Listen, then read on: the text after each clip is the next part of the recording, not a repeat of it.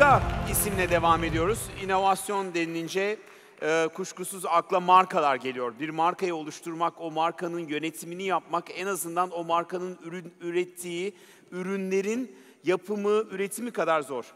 Başlı başına bir iş. Bir markanın saygınlığı, o saygınlığın sürdürülebilir olması sadece Türkiye'de değil, bütün dünyada çok konuşuluyor, çok tartışılıyor.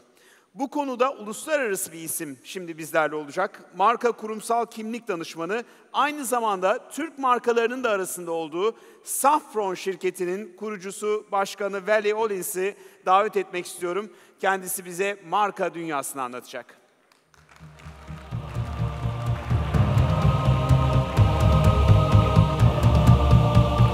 Welcome.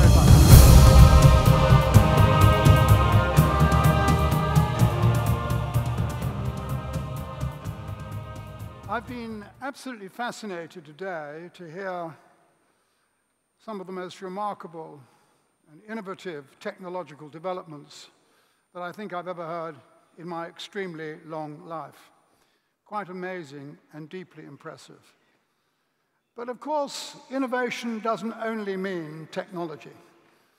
There is a great deal of innovation, for example, in fashion. There are a lot of computer games that are extremely innovative. There is innovation in sport. There's innovation in architecture. There's innovation in urban planning. There's innovation everywhere you look. Innovation is not only confined to technology.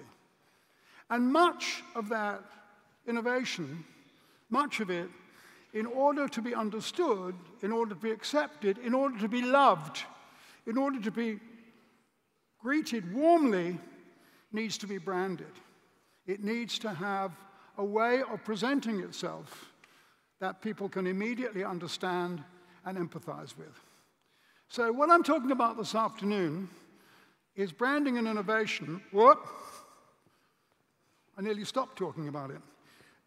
Branding and innovation, and I want to start by talking about brands because I think there's quite a lot of misunderstanding all over the place about what a brand is. First of all, let me say what I think a brand isn't. A brand is not a logo. A brand is not a symbol. A brand is not a label. A brand is not a slogan. A brand is a manifestation of the human condition. A brand is about belonging and being seen to belong. This Australian Aboriginal tribesman is demonstrating to the world who he belongs to, what he belongs to, and what he represents. He's demonstrating that to the tribe to which he belongs, and he's demonstrating that to people who do not belong.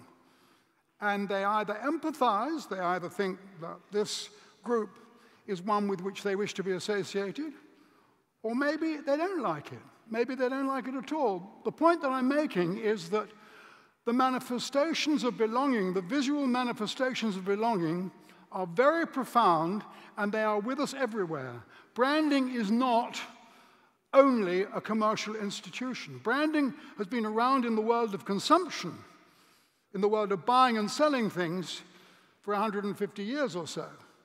But branding is part of our condition. I am presenting myself to you, and without really thinking about it, I'm wearing a bow tie and I'm wearing these spectacles, because that's what I do, because that's part of my identity. That, if you like, is part of my brand. And we all do this. We present an idea of ourselves to ourselves and to other people. That is what branding is about.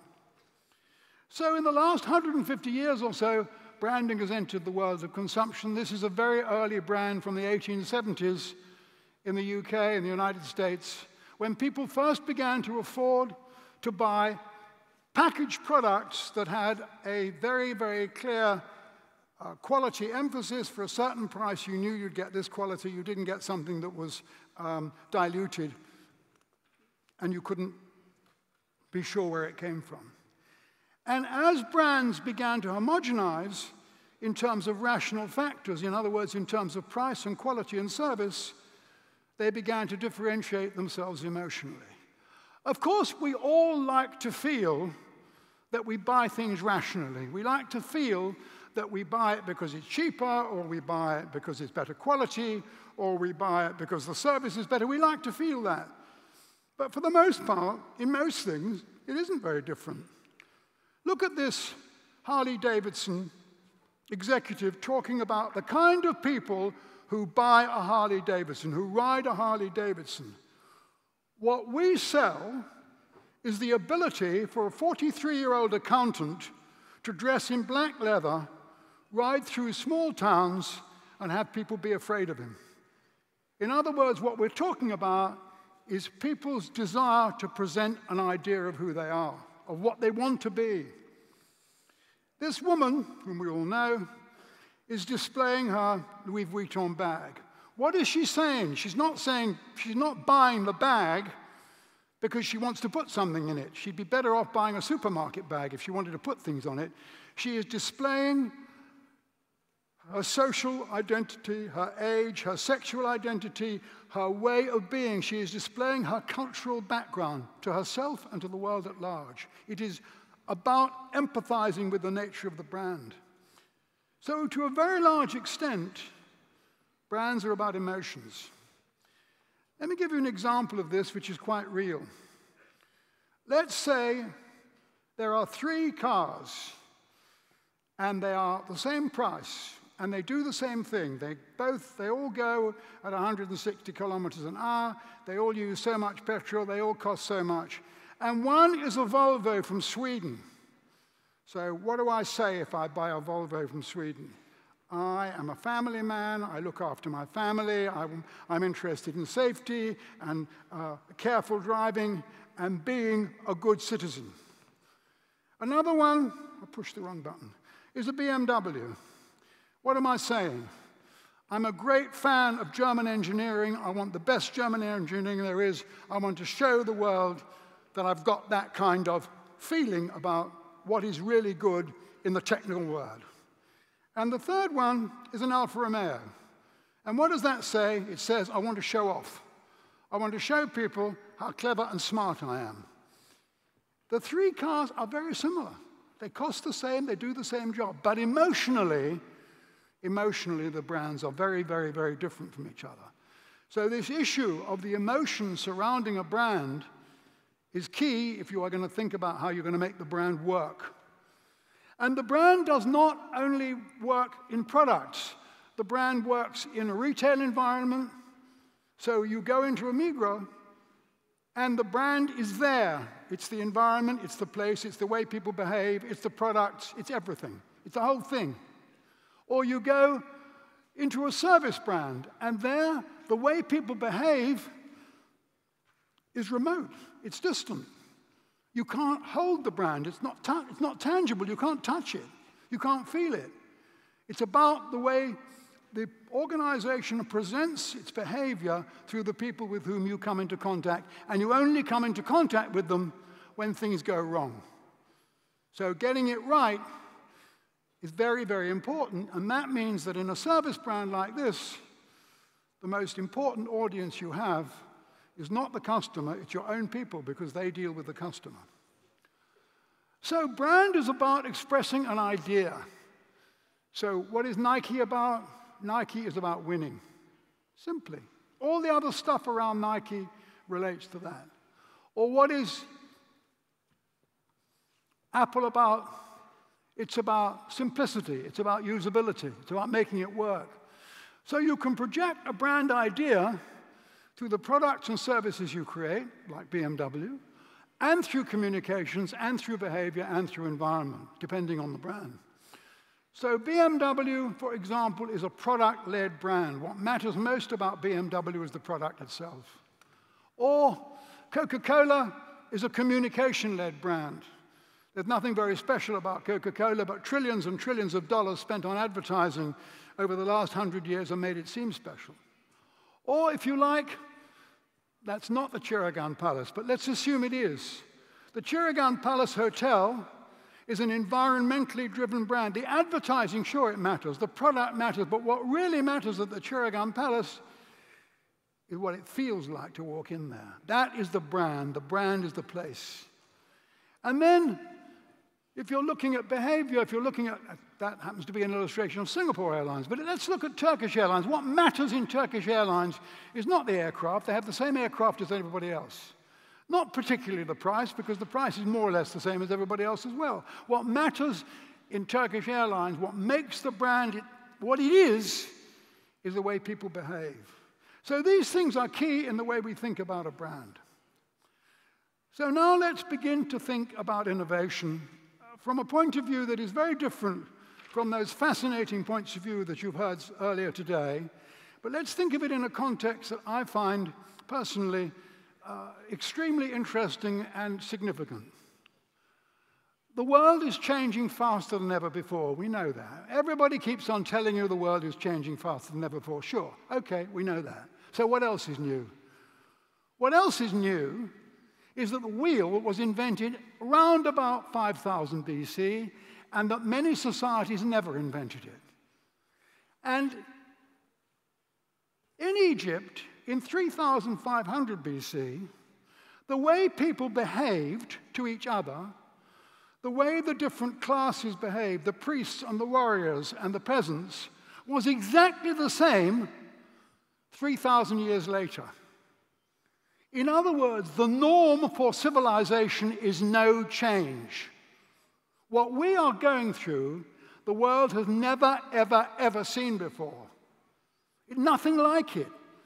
3500 BC, Egypt has a society which is exactly the same society, exactly the same as it was 3000 years later. Now, you move on, Roman Empire, not much change, more change than before, and we won't start talking about the Byzantines and so on, but so on. But the fundamental issue is that what we are going through is so unusual that it would be utterly incomprehensible for most people who lived 200 years or more ago.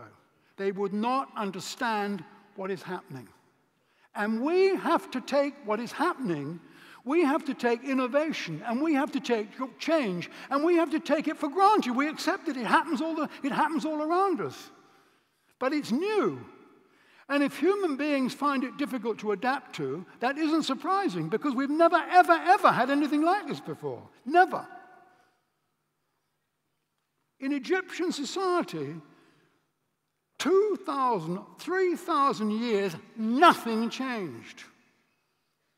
Think of it today. Every week, something dramatic changes. So no wonder human beings find it incredibly difficult to understand how to cope with innovation. Of course we find it difficult because it is not easy for us to live in a world that is so dramatically changing. In the last 100 years or so, 150 years, Thomas Alva Edison, the founder of GE, Henry Ford, and so on and so forth, the Dakota, the DC-3 in the 1930s, 1940s, and so on, and so on, and so on, and so on, and so on.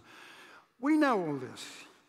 We know all this. Genetic engineering and 3D printing. 3D printing, that was last year. 3D print, everybody knows about 3D printing now. I read about 3D printing the first time, I think, maybe 18 months ago, 2 years ago, in The Economist. And I had to read the article twice because I didn't understand it. I'm not sure that I understand it now, but I think I do. Now, if you're not an expert, if you're not involved in all this, you find it incredibly difficult to keep up.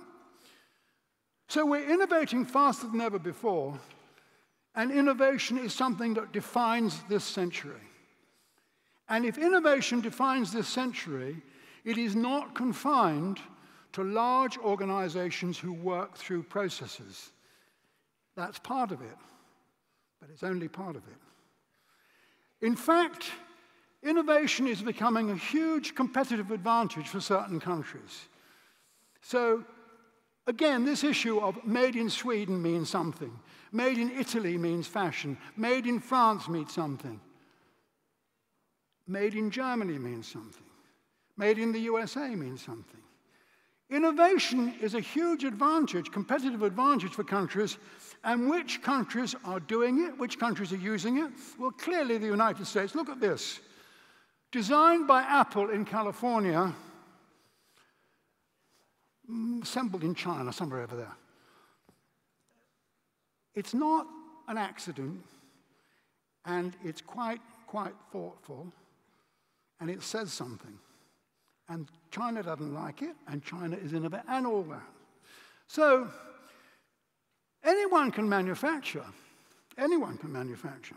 Now, the trick is coming up with something new that somebody else hasn't got.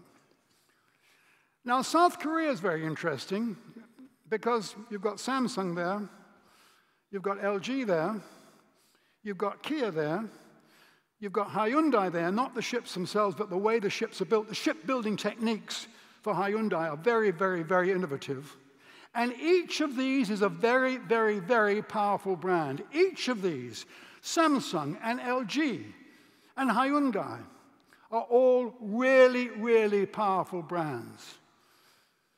And you should ask yourselves, we should ask ourselves, is there a Turkish equivalent? Not that long ago, the GDP of South Korea and the GDP of Turkey were similar. They're not now. South Korea does not only innovate technologically, it innovates creatively in design, it innovates in music, it innovates in film. South Korean pop music is incredibly popular amongst teenagers all over the world.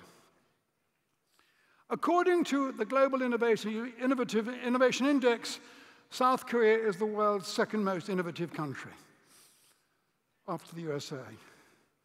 So what is happening is that emerging nations are challenging the old Western cultural norms, the old pattern of behavior where France, Germany, all that stuff, the old legacy nations are being challenged by all kinds of countries in all kinds of places.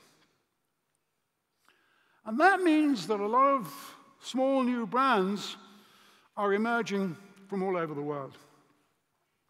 This is a product from Ireland. It's a silicon rubber that can fix anything and stays static. And it's called Sugru, and it's a brand. And what happens? How did it get anywhere? Because it got put on the internet, social media, and it emerged.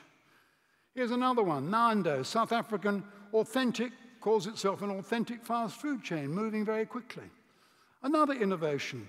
It's not a technological innovation. It isn't a tire, and it isn't regenerative biology, but it's an innovation.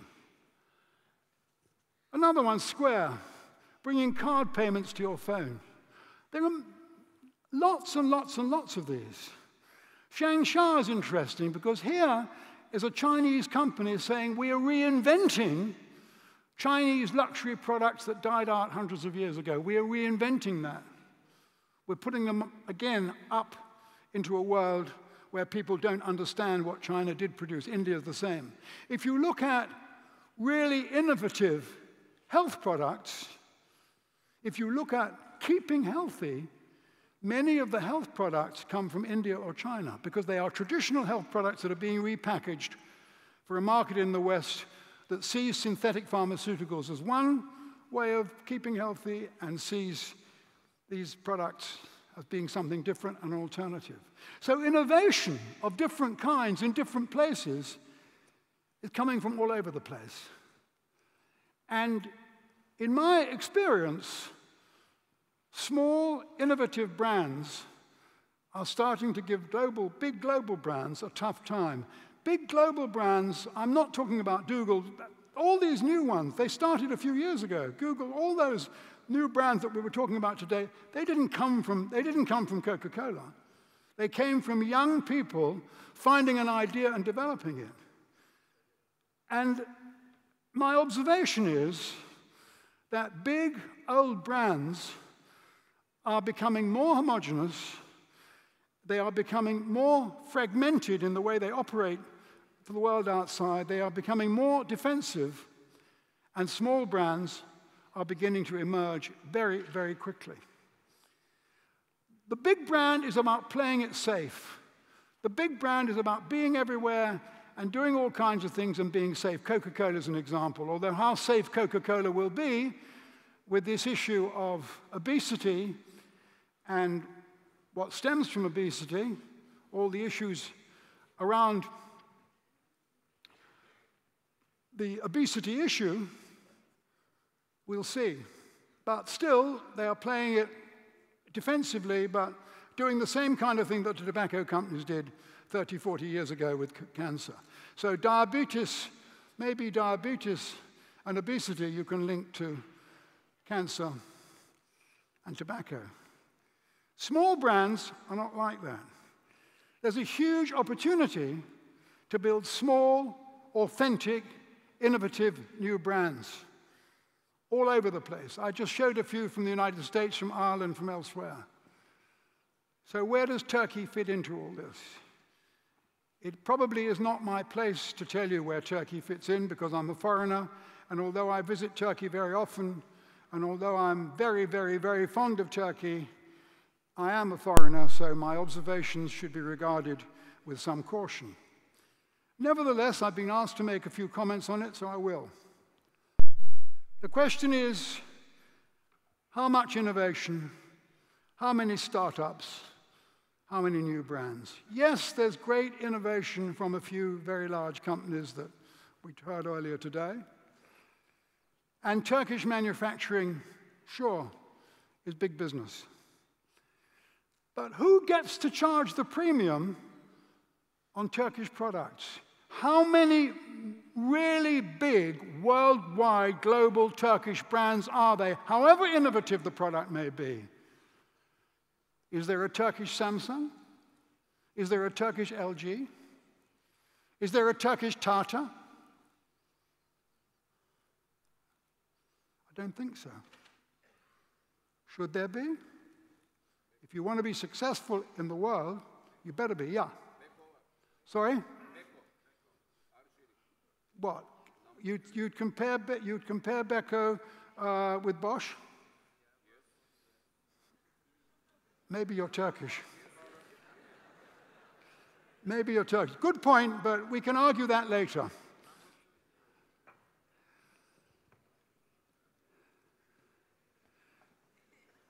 I saw this a few weeks ago. It's a very interesting example of Turkish innovation of a kind. But your innovation is about adaptability and resourcefulness. It's a very resourceful and adaptable country. Aktaş, rubber bands to air suspension systems for trucks and buses. You've got these things. Ulka, a small bakery to 110 countries. Lots and lots of things. You've got lots of countries. You've got lots like that. Your capacity to innovate is very high. According to Wired magazine, Istanbul is one of Europe's top 10 startup hubs. And that's something to be very proud of. That's something to be really pleased about and to develop. But, and there is a but, the biggest battle, says Wired magazine, currently faced by the Turkish entrepreneur is that they are still scared of failing. I don't know, I didn't say this, Wired magazine said this, and it seems to me that there may be some truth in it. You do have change, of course you have change in your DNA. You only have to look at the history of the Turkish landmass to see how much change there's been. You only have to look at the history. Before Byzantium, there was Greece, there was Byzantium, there was Constantinople, there was the whole, not working. I'm pushing buttons. Ah, here we are. There was the Ottoman, I pushed the wrong button. That shows you how techie I am. There was the Ottoman Empire and everything that means. There was the creation of an entirely new brand.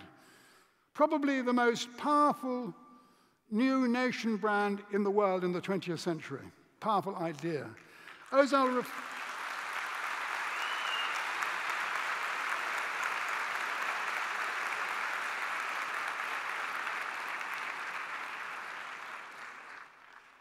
You've got the most phenomenal growth. Phenomenal growth. The question you have to ask yourselves is, can you do better? Masters of Change, Tim is leading, is in the forefront of this issue of making the Turkish brand respected, admired, and loved worldwide. That should be, no doubt it is, your intention. That is what you have to do. And you have all the resources necessary to do it. The question is, Turkey has changed, And now you need to start really building brands, genuinely building brands, with all of the things I talked about earlier, environment, behavior, communication, and so on, allowing for the fact that it's going to take time and it's going to cost money, but you will get much, much, much more back. That's what you need to do with these innovative products that are developing. Why shouldn't exciting new brands from Turkey? I saw this, I'm a keen fan of bow ties, you see. So I saw this bow tie from Turkey. There was a great sign in a shop, a rather exclusive men's shop, and it said, bow ties from Turkey. And I looked at it, I'd never seen this before, Kathleen Kelly Artisan Bow Ties. And it says, if you look here, custom design, silk jacket from Turkey there. That is the first piece of men's clothing I've seen anywhere which presents itself as a Turkish brand. And how much did it cost? 3 times as much as its US competitors. That's what it was sold for. Of course, I was foolish enough to buy one, but there you are. So you've got the chance, but you've got to find your Samsung. And I don't want to be rude, but it isn't Beko. Let's talk. I've got a new book coming out shortly. Thank you. Good. Thank you very much.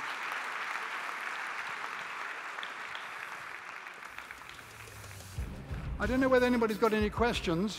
If you have, you want to have coffee instead, I can't quite understand that. I wouldn't mind having coffee myself, actually. But if there are any questions, I'd be happy to deal with them.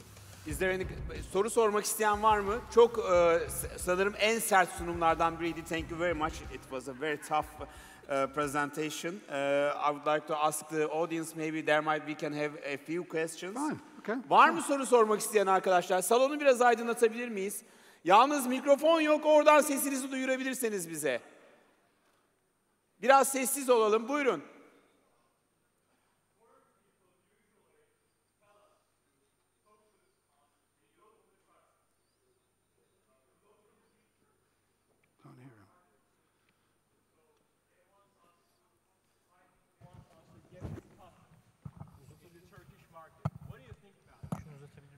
Sen onu bir de Türkçe sor, ben onu duyurmaya çalışayım. Bir mikrofon oraya ulaştıramaz mıyız acaba? Arkaya, çok arkaya. Geldi mi? Evet, geldi. Evet, yabancılar bize tavsiye verdikleri zaman... Şimdi İngilizce sorabilirsin beyefendi. Okay. Well, gentleman will ask a question for you.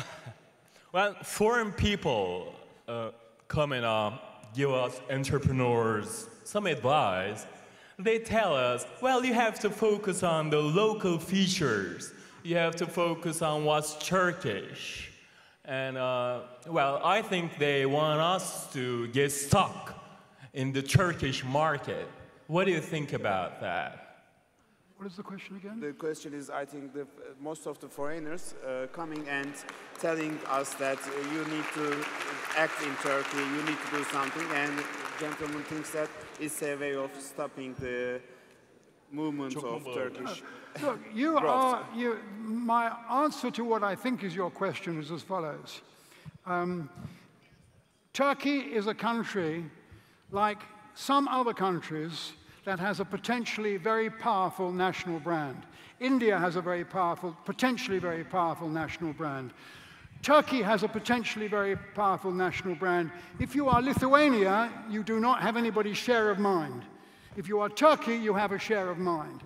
Of course, if you want to export products that seem to have national heritage, the made in Turkey factor, like the made in Italy factor or the made in France factor, would be very helpful with certain traditional products. But that does not mean to say that you should not, or you could not build very innovative, very modern products which come from a country which has a tradition of producing very, very brilliant design. There's no reason why not. If South Korea's done it, certainly Turkey, with all the disadvantages South Korea's got in every respect, Turkey's got so many more advantages, you could certainly do it. Yes, Turkish design and the Turkish name is very valuable, but that does not mean to say you have to confine yourself to Turkish T-shirts. There are lots of other things you can do too, as we've seen this morning, as we've seen with the tire company. Mr. Olins, I will have a question. Yeah. What will be the role of the governments in this building the brands? For example, is there a role in this building the ecosystem in South Korea? What is the role of the government? Yeah, I think that's a very good question. Government has to play a role. Government has to be part of it, but government must not dominate it. There has to be a joint workshop, series of workshops between government and the larger parts of the private sector, the bigger parts of the private sector, and also those areas of the private sector that you don't think about so much, like the cultural areas, like film, like food. People get an idea of a country. They pick up an idea of a country from all sorts of ways. If I talk about Spain in this audience, what's going to emerge in people's heads? Real Madrid, Barcelona, and Nadal. Who knows who the King of Spain is? Who cares? Who knows who the Prime Minister of Spain is? Nobody's interested. So what you need is a mix of public sector. Absolutely, you need big government support, but you do not need government interference. You need support because governments change and the new government must be sustaining its position, and you also need a great deal of participation from companies, from the cultural sector, from the university sector, the academic sector, and so on, and the sporting sector. You need that level of integrated support. And one more thing, since you asked the question, I think if you could find one or two star products or services that are ambassadors for Turkey, that represent, that are very, very attractive and very high profile, that magazines write about, that are on the internet, and all that area where you get so much social media discussing this issue, that you get a great deal more free publicity than you do if you get it paid for. So you need to, maybe a top fashion designer would be worth finding and developing and presenting. Sir, thank you very much. Thank you very much. Thank you. Evet, alkışlarla Sayın Wally Olins'i uğurlayalım.